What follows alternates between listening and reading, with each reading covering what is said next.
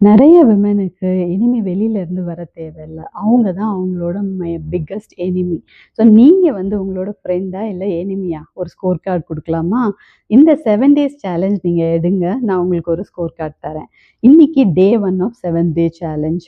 நம்ம வந்து எல்லாருமே உங்கள ரெஸ்பெக்ட் பண்ணலன்னு ஃபீல் பண்றீங்களே, நீங்க உங்கள ரெஸ்பெக்ட் பண்றீங்களா? நம்ம லைஃப்ல வந்து ஹஸ்பண்ட் அப்ரிஷியேட் பண்ணல.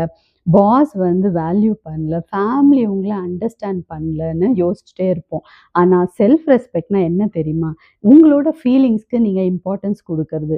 நீங்க டயர்டா இருந்தீங்கன்னா ரெஸ்ட் எடுக்கிறது. உங்க ட்ரீம்ஸ்க்கு நீங்க டைம் குடுக்கறது. நீங்க உங்கள கிரிட்டிசைஸ் பண்ணாம என்கரேஜ் பண்றது. மத்தவங்க உங்கள எப்படி ட்ரீட் பண்றாங்களோ அது ஒரு பக்கம் இருந்தாலுமே, நீங்க உங்கள எப்படி ட்ரீட் பண்றீங்க அது ரொம்ப முக்கியம். ஸோ இன்னைக்கு மிரர் பார்த்து நான் வந்து என்ன எப்படி ட்ரீட் பண்றேன்? என்னோட ஃபீலிங்ஸ்க்கு நான் இம்பார்ட்டன்ஸ் தரேனா? அப்படின்னு சொல்லி நீங்க உங்களையே கொஸ்டின் கேளுங்க. இது வந்து எப்பயுமே தரேன் அப்படின்னா 2 ஸ்கோர் குடுங்க.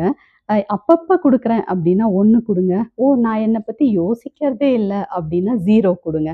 உங்க ஸ்கோர கமெண்ட் பாக்ஸ்ல போடுங்க.